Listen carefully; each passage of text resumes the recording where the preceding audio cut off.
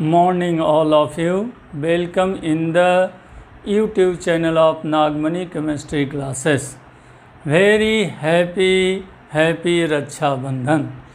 आज हम कुछ क्वेश्चन सरफेस केमिस्ट्री का लेकर आए हैं जो आपके बोर्ड और कॉम्पिटिटिव एग्ज़ाम के लिए ज़रूरत है। इस क्वेश्चन का टेस्ट हो चुका है, मैं उसका सॉल्यूशन जारी कर रहा हूँ। सॉल्यूशन अब उस क्वेश्चन को आप देखेंगे और इस सॉल्यूशन को पीडीएफ जो मेरा दिया गया है उसमें मैच भी कर लेंगे, मिलता है या नहीं। पहला क्वेश्चन कहता है the process in which catalysed by one of the product form during reactant is known as. कहता है वैसे रिएक्शन जिसमें कोई एक प्रोडक्ट कैटलिस्ट का काम करता है, वैसे रिएक्शन जिसका कोई एक प्रोडक्ट कैटलिस्ट का काम करता है उसे ऑटो कैटालिसिस कहते हैं। विच इज कॉल्ड क्या? Auto catalysis. क्या कहे? वैसा रिएक्शन जिसका कोई एक प्रोडक्ट कैटलिस्ट का काम करता है उसे ऑटो कैटालिस्ट कहते हैं और इस फेनोमेनन को ऑटो कैटालिसिस। इसका आंसर होगा auto catalysis, answer A. Second आपका क्वेश्चन है which is used in catalyst to retard the oxidation of chloroform. हम लोग पढ़े थे पॉजिटिव कैटलिस्ट और निगेटिव कैटलिस्ट। निगेटिव कैटलिस्ट में एक एग्जाम्पल था क्लोरोफॉर्म CHCl3 का ऑक्सीडेशन होता था एयर से और ये बनाता था COCl2। देखिए क्लोरोफॉर्म का ऑक्सीडेशन से बनता था COCl2। इसकी ऑक्सीडेशन को रेट को डिक्रीज कर देता है, रेट को डिक्रीज कर देता है। वैसे कैटलिस्ट जो रेट ऑफ रिएक्शन को कम कर देता है उसे निगेटिव कैटलिस्ट कहते हैं। और यहाँ पर निगेटिव कैटलिस्ट जो थर्ड पार्टी है वो अल्कोहल होते हैं। मतलब alcohol acts as negative catalyst in the oxidation of chloroform. Chloroform का फार्मूला CHCl3। आपका CHCl3 का ऑक्सीडेशन में निगेटिव कैटलिस्ट का काम अल्कोहल करता है। अल्कोहल आपका ऑप्शन है ethyl alcohol, option number B. इसका मतलब ये बी है। उसके बाद fermentation of starch to give alcohol in presence. हम लोग पढ़े हैं फर्मेंटेशन एंजाइम कैटालिसिस में। एंजाइम कैटालिसिस में आप पढ़े थे, शायद याद करें, स्टार्च को डायस्टेज देते हैं तो डाइसैकेराइड बनता है। क्या बनते हैं? डाइसैकेराइड।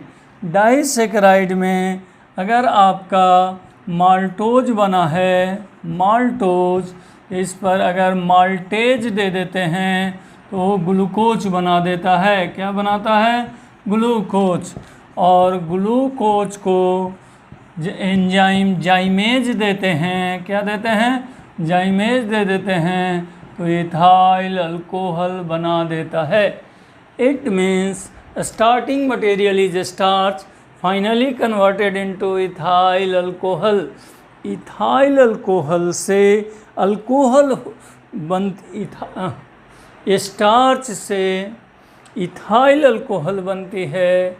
स्टार्च से इथाइल अल्कोहल बनती है इन प्रेजेंस ऑफ एंजाइम। एंजाइम की सफिक्स था ASE। इसका मतलब स्टार्च से इथाइल अल्कोहल बनते हैं in presence of enzyme. Enzyme का ऑप्शन ए है, इसलिए यस करेक्ट। अब आपका कहता है which acts as poison to finely divided iron in Haber process. सबसे पहले यह जाने हेबर प्रोसेस किसे कहते हैं।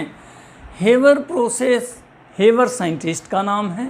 इसमें अमोनिया को बनाया जाता है बड़े पैमाने पर, लार्ज स्केल पर, और अमोनिया बनाने के लिए यूज किया जाता है नाइट्रोजन और हाइड्रोजन। और इसमें जो कैटलिस्ट यूज करते हैं आयरन कैटलिस्ट यूज करते हैं। क्या यूज करते हैं? कैटलिस्ट, आयरन कैटलिस्ट यूज करते हैं। और यहाँ एक और जानिए, मॉलिब्डेनम प्रोमोटर यूज करते हैं। मतलब कैटलिस्ट उसे कहते हैं जो रेट ऑफ रिएक्शन को चेंज कर देता है। यहाँ रेट को ये इंक्रीज करता है। और जो कैटलिस्ट के एक्टिविटी बढ़ाता है उसे प्रमोटर कहते हैं। और प्रमोटर हमारा मॉलिब्डेनम है। लेकिन कहता है इसमें कौन से ऐसे केमिकल यूज करें जो पॉइजन का काम करे। क्या काम करे? पॉइजन का। पॉइजन का काम करेगा कौन?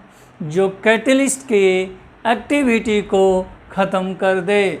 वैसा केमिकल जो कैटलिस्ट के एक्टिविटी को समाप्त कर दे, उसमें कैटेलिटिक पॉइजन यहाँ काम करता है कार्बन मोनोऑक्साइड। कौन काम करता है? Carbon monoxide. इसकी सही जवाब आपके कार्बन मोनोऑक्साइड ऑप्शन सी हैं। ये ऑप्शन सी। अब आपका नेक्स्ट क्वेश्चन है, कौन सा catalyst the catalyst used in the manufacture of nitric acid by Ostwald process. Ostwald process से नाइट्रिक एसिड बनता है। जब नाइट्रिक एसिड बनता है तो उसका रिएक्शन कौन है और कैटलिस्ट कौन होता है? तो यहाँ होता है NH3 + O2 बनते हैं इधर NO + H2O। आइए इसमें पूछ रहा है आपसे कैटलिस्ट कौन काम करता है।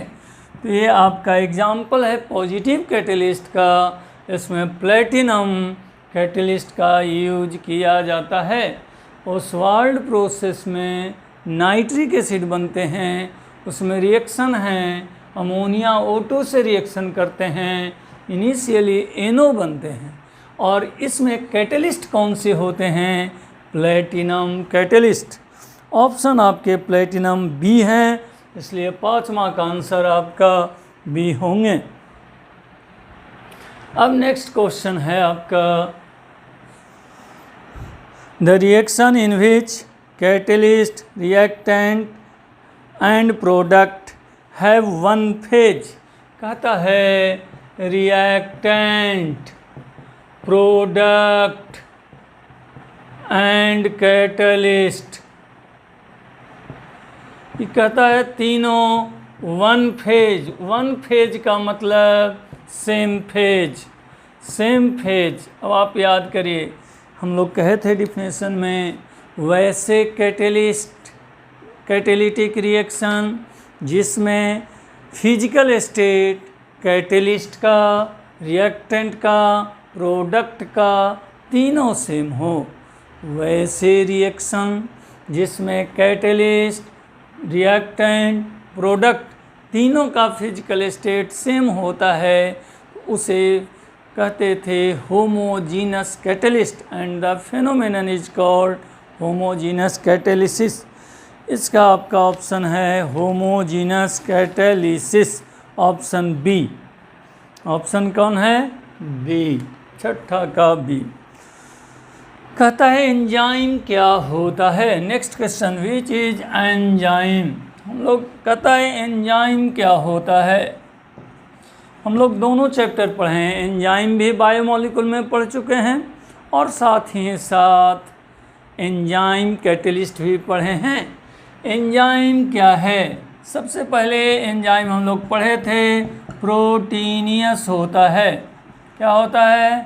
प्रोटीनियस होते हैं, माने प्रोटीन के बने होते हैं। क्या बने होते हैं? प्रोटीन के। और प्रोटीन किससे बने होते हैं? याद करिए, अमीनो एसिड से। एसिड का मतलब कार्बोजाइलिक एसिड, और इस कार्बोजाइलिक एसिड में अमीन ग्रुप रहेगा। कौन ग्रुप? अमीन।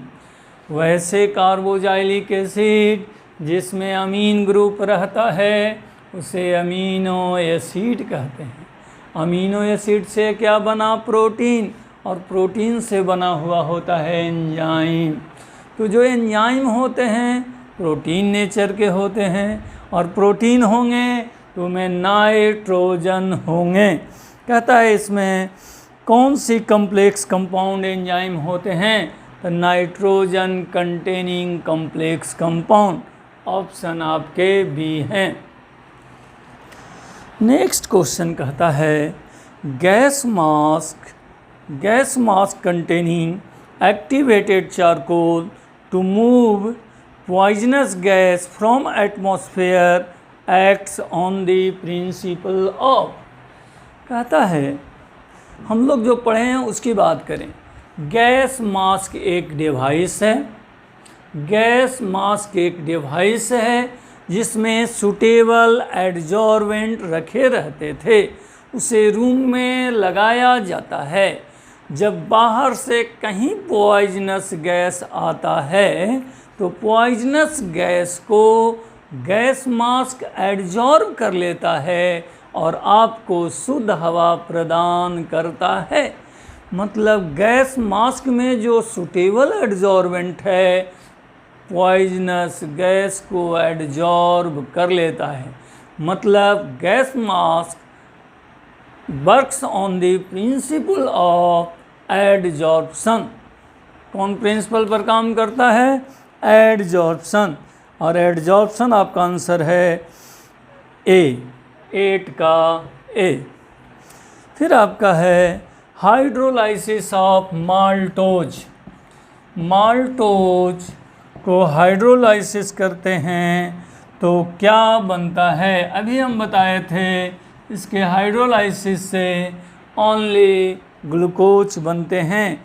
और जो एंजाइम थे आपको याद है माल्टेज। तो आपका क्वेश्चन पूछता है कि माल्टोज के हाइड्रोलाइसिस से क्या बनते हैं? तो केवल ग्लूकोज। और ऑप्शन है यहाँ ए, 9 का ए। नेक्स्ट आपका क्वेश्चन है the phenomenon in which adsorption and absorption both take place simultaneously। हम लोग पढ़े थे वैसे फिनोमेनन जिसमें एडजॉर्प्शन और एब्जॉर्प्शन दोनों एक साथ होता था उसे कहते थे सॉर्प्शन। हम लोग डिफिनेशन में पढ़ चुके हैं the process in which adsorption and absorption both take place simultaneously is called sorption। ये डिफिनेशन का क्वेश्चन है। तो डिफिनेशन में सॉर्प्शन आ रहा है और सॉर्प्शन ऑप्शन नंबर बी, 10वां का आंसर बी। 11 कहता है bleeding is stopped by application of ferric chloride और एलम बिकॉज ऑफ दिस। हम पढ़ाए थे आपको, याद करिए कि सेविंग करने के बाद फिटकिरी अप्लाई क्यों करते हैं। तो अब आप जानिए ब्लड जैसे ही कट जाता है कहीं पर तो खून बहना, ब्लीडिंग मतलब खून बहने लगता है।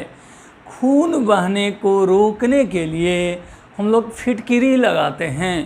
तो कहता है कि फिटकिरी क्या करता है भाई?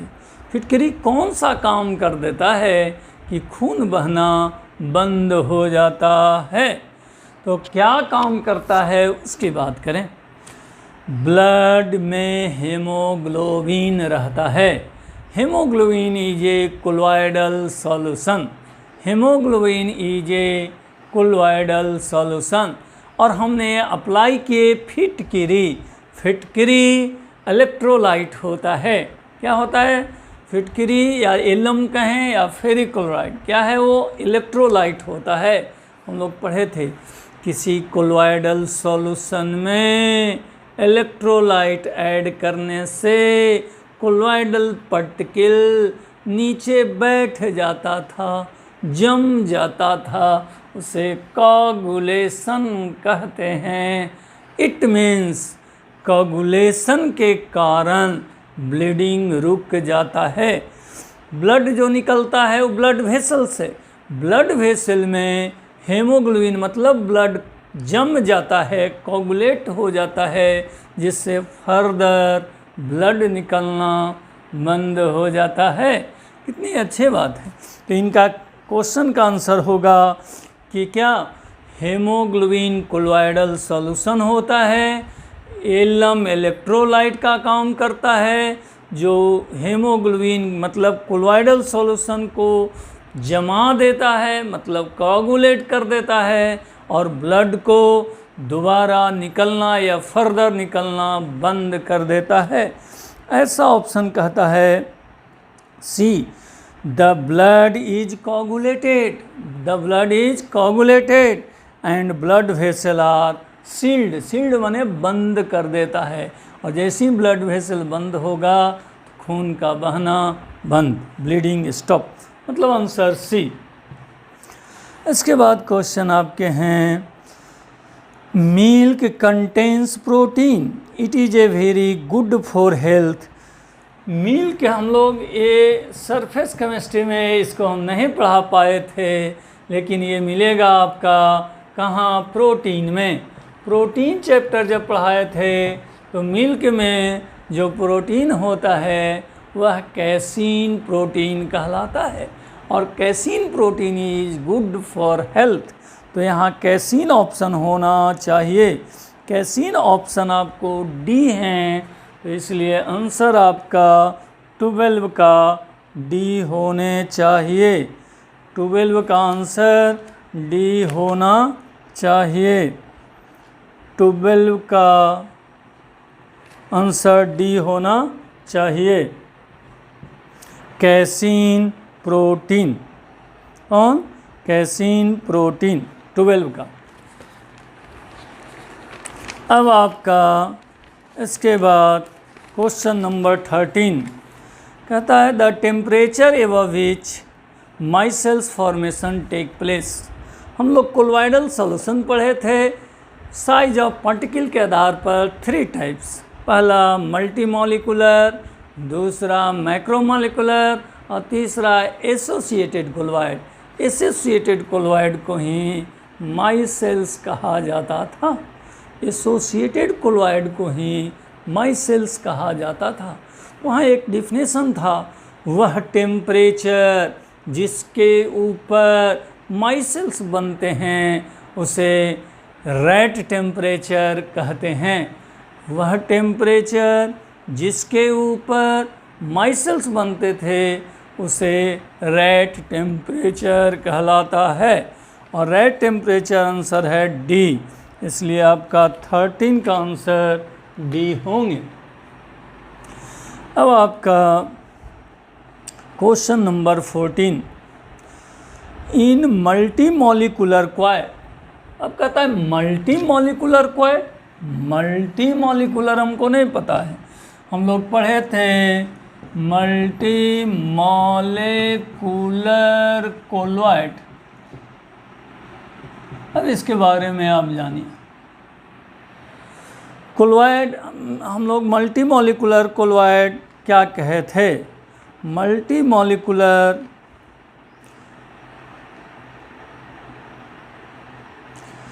कहता है मल्टीमॉलिकुलर, छोटा छोटा मॉलिक्यूल एक साथ जुड़ जाते थे, तो एक साथ जब जमा होता था मल्टीमॉलिकुलर में और साइज बनाता था, किसके size? Size of colloidal range के, तो जुड़ता था तो कौन सा फोर्स काम करता था? तो वंडर वाल फोर्स काम करेंगे। तो वंडर वाल फोर्स ऑप्शन नंबर बी। अब आपका है सॉल्वेंट लविंग। आपका कोलॉइडल सॉल्यूशन दो तरह के होते थे। कोलॉइडल सॉल्यूशन दो तरह के होते हैं। एक पढ़े थे आपका लायोफिलिक और एक लायोफोबिक। लायोफिलिक में डिस्पर्स्ड फेज और डिस्पर्सन मीडियम एक दूसरे के साथ रहना पसंद करता था, जिसे कहते थे एफिनिटी ज़्यादा होता है। और लायोफोबिक में एफिनिटी नहीं। तो जब एफिनिटी ज़्यादा होता है उसको लायोफिलिक कहते हैं, और सॉल्वेंट वाटर हो जाता था तो हाइड्रोफिलिक कहते हैं। तो इसका नाम क्या होगा? लायोफिलिक। जैसे ही सॉल्वेंट लविंग की बात हुआ माने एफिनिटी है, और एफिनिटी है माने लायोफिलिक। लायोफिलिक का ऑप्शन है बी। बी आंसर है, तो 15 का आंसर 15 बी। अब कहता है 16 question, alum purify muddy water. Muddy water कहते हैं, जैसे हरा का पानी ले लीजिए, नाली का पानी ले लीजिए। मान लिया अभी बाढ़ आया हुआ है, अहरा का पानी 1 बाल्टी ले आए हैं, उसी पानी को पीना है, कैसे पिएंगे? तो उसके लिए फिटकरी लीजिए और उसमें थोड़ा फिटकरी ऐसे डाल दीजिए। जब फिटकरी डाल दिएगा तो जितने उसमें मिट्टी घुले होंगे वो सब नीचे कोगुलेट कर देता है, जमा देता है, और ऊपर आपका पानी क्लीन हो जाता है। इसको कहते हैं प्यूरिफिकेशन ऑफ वाटर। और प्यूरिफिकेशन ऑफ वाटर क्यों हुआ? Coagulation of soil particle acts as colloidal particle in water with the help of alum. इसमें आपका कोगुलेशन काम करता है, और कोगुलेशन ऑप्शन सी हैं, इसलिए 16 का ऑप्शन सी होंगे। कहता है medicine are more effective in form of. Generally medicine का जो सॉल्यूशन बनते हैं वो कोलोइडल फॉर्म में रहते हैं। कोलोइडल पार्टिकल का साइज 1 नैनोमीटर से 1000 नैनोमीटर होने के कारण सरफेस एरिया बढ़ जाता है, और सरफेस एरिया बढ़ने से वो मेडिसिन इफ़ेक्टिव ज़्यादा होता है। सरफेस एरिया बढ़ने से मेडिसिन इफ़ेक्टिव ज़्यादा होता है, और इफ़ेक्टिव होने के कारण मोस्टली मेडिसिन को कोलोइडल स्टेट में यूज किया जाता है। तो इसका कोलोइडल स्टेट ऑप्शन 17 का ए। कहता है एक्वाडक्ट क्या है? हम लोग कोलोइडल सॉल्यूशन फिजिकल स्टेट पर पढ़े थे, solid solid solid sol, solid liquid sol. तो यहाँ सॉलिड और यहाँ लिक्विड को सोल कहते हैं। इसमें और है, ये लिक्विड अगर वाटर है तो हाइड्रोसोल, अल्कोहल है तो अल्कोसोल, ऐसा नाम था। लेकिन एक्वाडक्ट क्या है? AQUA, aqueduct. एक्वाडक्ट एक्चुअली यही सोल है। इस सोल किसके किसके बीच में बना है? तो यहाँ सॉलिड के जगह पर ग्रेफाइट रहता है और लिक्विड में water. Colloidal solution of graphite in water is called aqueduct. Colloidal solution of graphite in water. Colloidal solution of graphite in water को aqueduct कहते हैं। तो आपका ग्रेफाइट इन वाटर है, माने सी ऑप्शन, 18 का सी। नेक्स्ट है which does not show Tyndall effect. हम लोग जब प्रॉपर्टी पढ़ रहे थे तो कोलोइडल का टिंडल इफेक्ट पढ़े थे। कोलोइडल सॉल्यूशन को रख लिए थे और इससे लाइट को पार कराते थे। तो ये लाइट चमक होती थी, इल्यूमिनेशन, और लाइट में चमक होने का कारण था स्कैटरिंग ऑफ लाइट। क्या कारण था? Scattering of light. इसी को टिंडल इफेक्ट कहते थे। हम लोग कहे थे scattering of light take place in the colloidal solution by colloidal particle is called Tyndall effect. Tyndall effect is property of only one colloidal solution. यह कोलोइडल सॉल्यूशन की प्रॉपर्टी है। तो यह वह नहीं शो करेगा, या तो ट्रू सॉल्यूशन नहीं शो करेगा, या तो सस्पेंशन नहीं शो करेगा।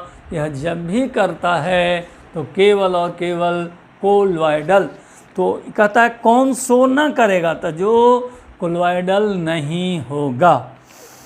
इमल्सन कोलॉइडल है, ब्लड कोलॉइडल है, मिल्क कोलॉइडल है, sugar solution is true solution, sugar solution is true solution, not colloidal.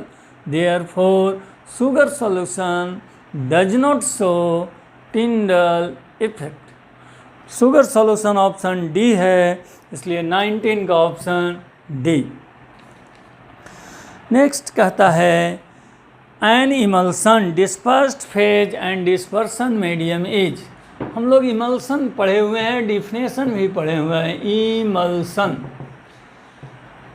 कहते हैं वैसे कोलॉइडल सॉल्यूशन जिसका डिस्पर्स्ड फेज और डिस्पर्सन मीडियम दोनों लिक्विड होते हैं, वह कोलॉइडल सॉल्यूशन जिसके डिस्पर्स्ड फेज और डिस्पर्सन मीडियम दोनों लिक्विड होते हैं उसे इमल्सन कहते हैं। तो हम लोग कहेंगे both are liquid phase, both are माने डिस्पर्स्ड फेज और dispersion medium, both are liquid phase. Answer है बी, 20 का ऑप्शन बी होंगे। नेक्स्ट क्वेश्चन है 21।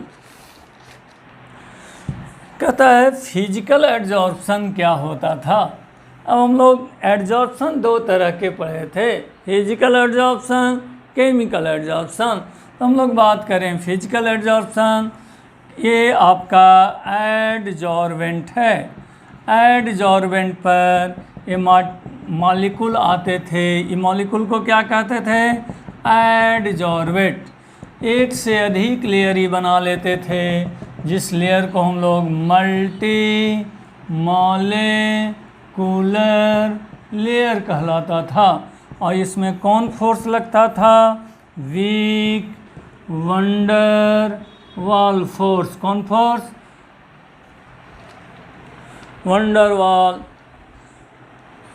Van der Waals force. अब आपका कहता है इसमें क्या नहीं होता है। जब फिजिकल एड्जॉर्प्शन है तो यह निश्चित है कि केमिकल रिएक्शन नहीं होता था, यह रिवर्सिबल होता था। यह याद करिए टेम्परेचर बढ़ने से घट जाता था। तो कहता है इसमें यह इरिवर्सिबल होता है, कहिएगा इरिवर्सिबल नहीं होता है। इंक्रीजेज विथ इंक्रीजिंग टेम्परेचर, नहीं, टेम्परेचर बढ़ाने से ये उड़ जाता था, माने डिसॉर्प्शन टेक प्लेस। कहता है involves weak attractive interaction between adsorbate and adsorbent. तो यही तो ठीक है। फिजिकल एडजॉर्प्शन में एडजॉर्वेट मॉलिक्यूल एडजॉर्वेंट से वीक वंडरवाल फोर्स से बंधा रहता है। 21 का ऑप्शन ए है, इसलिए करेक्ट आंसर ए होंगे। अब हम लोग उसके बाद कहता है केमिसॉर्प्शन। केमिसॉर्प्शन कहते हैं केमिकल एड्जॉर्प्शन को। Chemisorption is also known as chemical adsorption. In case of chemical adsorption adsorbent होंगे। क्या होंगे, एडजॉर्वेंट। और एडजॉर्वेंट के ऊपर कौन बैठता था, एडजॉर्वेट। और ये एडजॉर्वेट मॉलिक्यूल सिंगल लेयर के होते थे। क्या, सिंगल लेयर के होते थे। और ये केमिकल बॉन्ड बना लेता था, केमिकल बॉन्ड। इसमें एडजॉर्वेट मॉलिक्यूल एडजॉर्वेंट से बॉन्ड की सहायता से बंध जाता था। यह इरिवर्सिबल होता है, इसमें टेम्परेचर बढ़ाने से बढ़ जाता है। अब आपका इसमें कहता है कि कौन ये यूनी लेयर बनते हैं। ये सिंगल लेयर को क्या कहते थे, यूनी मॉलिक्यूलर लेयर। तो कहता है केमिस ऑप्शन में क्या होता है, it involves weak attractive force. नहीं, वीक अट्रैक्टिव नहीं, ये केमिकल बॉन्ड, ये गलत हो गया। इट इज रिवर्सिबल, ये रिवर्सिबल नहीं, यह इरिवर्सिबल होता है, ये भी गलत हैं। Increases with increases in temperature, temperature बढ़ाने से यह बढ़ जाता है। हाँ, याद करिए, केमिकल बॉन्ड बना है तो केमिकल रिएक्शन हुआ होगा, और केमिकल रिएक्शन की पहचान है टेम्परेचर बढ़ाने से रेट बढ़ जाते हैं। It means chemical adsorption increases with increasing temperature. तो आपका इसका ऑप्शन होने चाहिए सी। तो 22 का ऑप्शन सी। देखिए, हम लोग क्वेश्चन को बहुत बढ़िया से देखिए, और उस क्वेश्चन के देखने के बाद जहाँ का थ्योरी है वहाँ पर चले जाएं। मेरे पीडीएफ वाला थ्योरी क्वेश्चन बना ही के रहेगा। आप संतुष्टिपूर्वक उस थ्योरी को बार बार रिपीट करें। समझ गए? एकदम हमेशा मुस्कुराते हुए पढ़ें। हाँ, अब यहाँ देखें, हमरे जैसा हंसते रहें। Which of the following statement regarding adsorption is not correct? कहता है एडजॉर्प्शन के संबंध में कौन पॉइंट करेक्ट नहीं है। पहला कहता है, हम लोग प्रॉपर्टी पढ़े हैं एडजॉर्प्शन एक्सोथर्मिक, तो पहला कहता है एक्सोथर्मिक, तो ये तो है। एडजॉर्वेट और एडजॉर्वेंट एक दूसरे से बंध जाता था, तो बंध तो जाता था या तो केमिकल बॉन्ड से या तो वीक अट्रैक्टिव से, तो ये भी सही है। फिर कहता है मॉलिक्यूल ऑन व्हिच एडजॉर्प्शन अकर, जिसके पर एडजॉर्प्शन होता है उसे एडजॉर्वेंट कहते हैं, यह भी सही है। अब है आपका activation energy in chemisorption is smaller in compared to that of physisorption. अब इस बात पर केयर करिए, एक्टिवेशन एनर्जी हम लोग कहे थे फिजिकल एड्जॉर्प्शन में कोई केमिकल चेंज नहीं होता है। Chemical change only take place in chemical adsorption. Activation energy किसे कहते थे, याद है? केमिकल रिएक्शन को स्टार्ट करने के लिए जो एनर्जी की आवश्यकता होती है उस एनर्जी को एक्टिवेशन एनर्जी। तो एक्टिवेशन एनर्जी की रिक्वायर्ड है कहाँ? केमिकल में, नॉट फिजिकल। तो कहता है कि केमिकल में कम होगा, नहीं, केमिकल में तो मेन होगा, फिजिकल में ज़रूरत नहीं है। Option D is not correct. तो एड्जॉर्प्शन के संबंध में डी ऑप्शन है इनके। कितना नंबर हम लोग देख रहे हैं? 23। अब इसके बाद है 24। विच of the following statement is not true. देखिए, नॉट ट्रू वाले क्वेश्चन सबसे हार्ड माने जाते हैं। नॉट ट्रू, तो इसका मतलब चारों का चारों बात पॉइंट को क्लियर करना होगा। पहला कहता है केमिसॉर्प्शन इज मोनोलेयर, मोनो माने वन, सिंगल लेयर, एकदम correct. Chemisorption is a unimolecular layer और मोनो लेयर, करेक्ट आंसर है ये। कहता है नॉट करेक्ट बताना है। Chemisorption is irreversible, correct. Physical adsorption होता है रिवर्सिबल, केमिकल इरिवर्सिबल, तो ये भी करेक्ट है। कहता है नेक्स्ट सी ऑप्शन कहता है chemisorption evolves larger activation energy. Chemisorption में रिएक्शन होंगे तो एक्टिवेशन एनर्जी की ज़रूरत होंगे, उन्हें ये भी करेक्ट हैं। नेक्स्ट कहता है extent of chemisorption initially decreases with increasing temperature, ये गलत है। कैसे गलत है? केमिकल एड्जॉर्प्शन में टेम्परेचर बढ़ाने से रेट ऑफ रिएक्शन बढ़ेंगे, उन्हें केमिकल एड्जॉर्प्शन बढ़ते हैं, केमिकल एड्जॉर्प्शन बढ़ते हैं। मतलब इसका ऑप्शन 24 का 24 का डी होंगे। कहता है which gas is adsorb strongly by charcoal. देखिए, आपका चारकोल एडजॉर्बेंट है, एडजॉर्बेंट है। कहता है इस पर कौन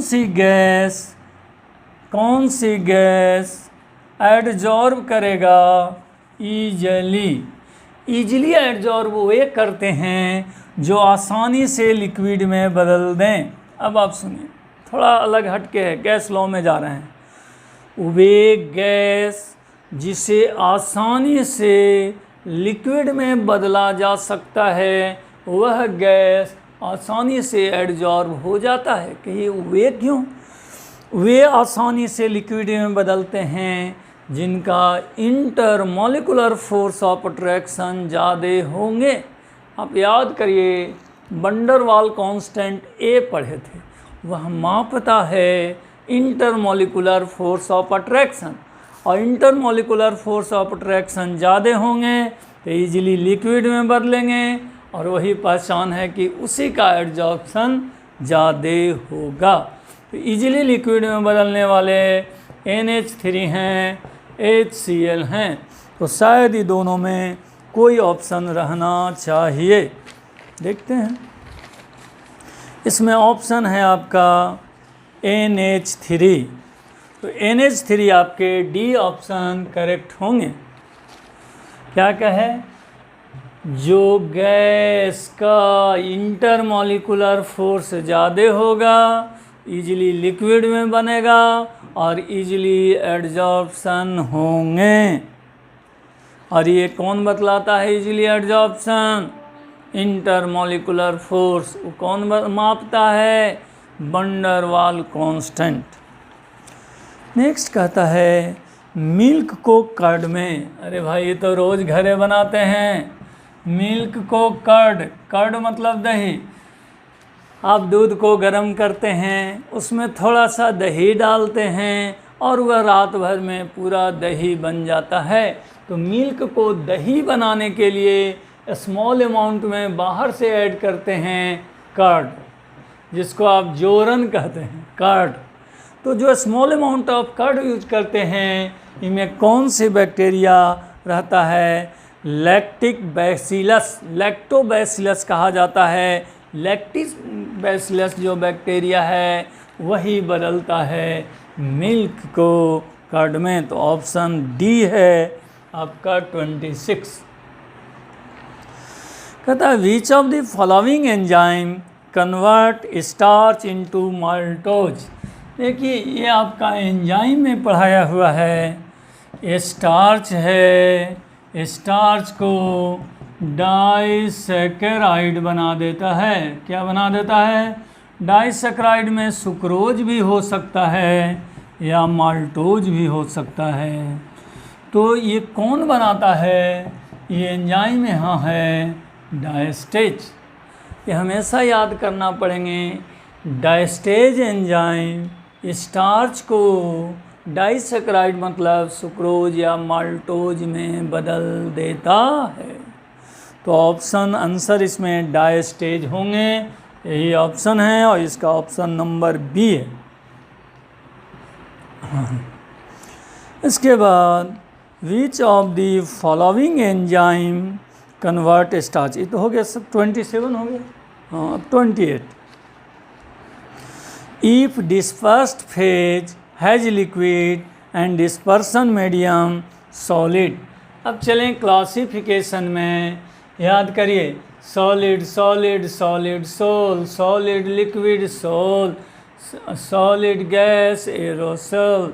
यहाँ आपका था लिक्विड सॉलिड जेल। तो कहता है लिक्विड और सॉलिड का क्या होगा? तो उसको जेल कहते हैं, और जेल ऑप्शन नंबर सी है। तो 28 का सी कहेंगे वो वैसे कोलॉइडल सॉल्यूशन जिसका डिस्पर्स्ड फेज लिक्विड हो और डिस्पर्सन मीडियम सॉलिड, तो उस कोलॉइडल सॉल्यूशन को जेल कहते हैं।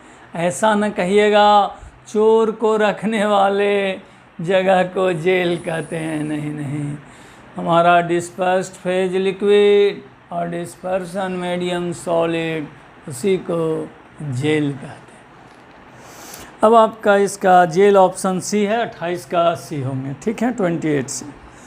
19 कहता है विच of the following enzyme convert alcohol from glucose.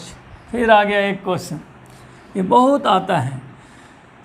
एक ग्लूकोज है, ग्लूकोज को बदलना है इथाइल अल्कोहल में। ये इथाइल अल्कोहल जब बदलता है, कौन सी एंजाइम काम करते हैं? वो एंजाइम जो हैं उसका नाम होता है zymase. It means glucose is converted into ethyl alcohol in presence of enzyme zymase. Zymase option है सी, 29 का सी होंगे। Which of the following colloidal system represents gel. अभी आप पढ़े थे gel. Dispersed phase, liquid, dispersion medium, solid, तो उसे gel कहते हैं। तो liquid in solid, liquid in solid option है सी, ऑप्शन 30 का सी होंगे। अब आपका आगे बढ़ें। Which of the following colloidal system represent sol. ये तो बहुत इजीली है। Solid solid solid sol, solid liquid sol. तो सॉलिड लिक्विड सोल माने solid in liquid, solid in liquid को सोल कहते हैं। तो सॉलिड इन लिक्विड ऑप्शन आपका ए है, तो ए आंसर है आपके। कहता है विच of the colloidal solution purified method. नहीं, थोड़ा question. A colloidal solution can be purified. हम लोग पढ़े थे प्यूरिफिकेशन ऑफ कोलोइडल सॉल्यूशन का 4 मेथड था, शायद याद होंगे। एक डायलिसिस, दूसरा इलेक्ट्रोडायलिसिस, तीसरा था अल्ट्रा फिल्ट्रेशन, चौथा था अल्ट्रा सेंट्रीफ्यूगेशन। इन 4 प्रोसेस से शुद्ध किए जाते थे, मतलब इलेक्ट्रोलाइट को रिड्यूस किया जाता था। तो कहता है कौन सा एप्लीकेबल होगा? तो ऑप्शन पढ़ता हूँ मैं। Dialysis, peptization, dispersion, oxidation. तो एक ही ऑप्शन उसमें से है 4 में, डायलिसिस। 32 का ऑप्शन ए करेक्ट। अब आपका है ब्राउनियन मोशन। हम लोग याद करिए ब्राउनियन मोशन कहते किसको हैं? ब्राउनियन मोशन भी केवल कोलोइडल सॉल्यूशन में होते हैं। जब कोलोइडल सॉल्यूशन रखा रहता है तो उनके पार्टिकल जिगजैग मोशन में मूव करता है, और इसी जिगजैग मोशन का ही ब्राउनियन मोशन कहा गया था। इनका खोज कौन किए थे? Brownian motion Robert brown scientist थे, वो अपने नाम पर दे दिए ब्राउनियन मोशन। ये क्यों होता है? इसका होने का कारण है कि सॉल्वेंट मॉलिक्यूल से कोलोइडल पार्टिकल का इंटरेक्शन के कारण यह मूव करता है। सॉल्वेंट मॉलिक्यूल के कोलोइडल पार्टिकल से इंटरेक्शन का कारण, और यह ऑप्शन है डी।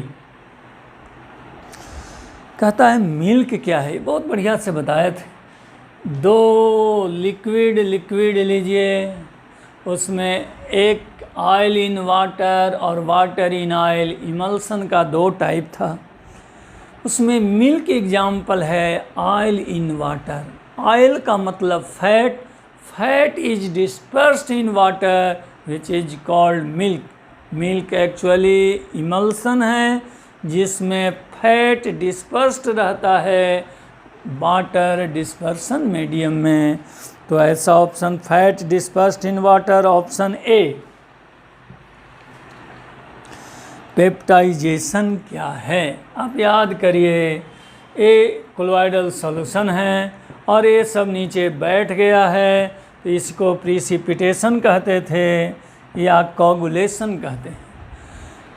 इसमें इस प्रिसिपिटेट को कोलोइडल में बदलने के लिए, कोलोइडल सॉल्यूशन में बदलने के लिए इलेक्ट्रोलाइट ऐड करते हैं। क्या ऐड करते हैं? इलेक्ट्रोलाइट। और तब यह प्रिसिपिटेट बन जाता था कोलोइडल सॉल्यूशन। इसी प्रोसेस को पेप्टाइजेशन कहते हैं। The process of conversion of precipitate into colloidal solution by addition of electrolyte is called peptization. Electrolyte के ऐड करने से प्रिसिपिटेट कोलॉइडल सॉल्यूशन में बदल जाते हैं, इसी को पेप्टाइजेशन कहते हैं। माने आपका ऑप्शन इसमें देखते हैं, movement of colloidal particle, dispersion of precipitate into colloidal, तो ऑप्शन सी करेक्ट। आपका ये 35 क्वेश्चन हमने बताए, जिसमें से पूरे पीडीएफ में से 2 क्वेश्चन हमारे पीडीएफ से बाहर है, लेकिन मेरी पढ़ाई से बाहर नहीं, पीडीएफ से बाहर है। आपको हम पढ़ाए हैं कहाँ, तो प्रोटीन के केस में और एक एंजाइम के केस में, बाकी सभी क्वेश्चन पीडीएफ में हैं। अगर आप इन क्वेश्चन को चाहते हैं तो मेरे कमेंट बॉक्स में जाइएगा, आपका क्वेश्चन मिल जाएगा। हम ऐसे ही आते रहेंगे, आप हमें बुलाएंगे और आपको YouTube चैनल को वॉच करने के लिए थैंक यू वेरी मच।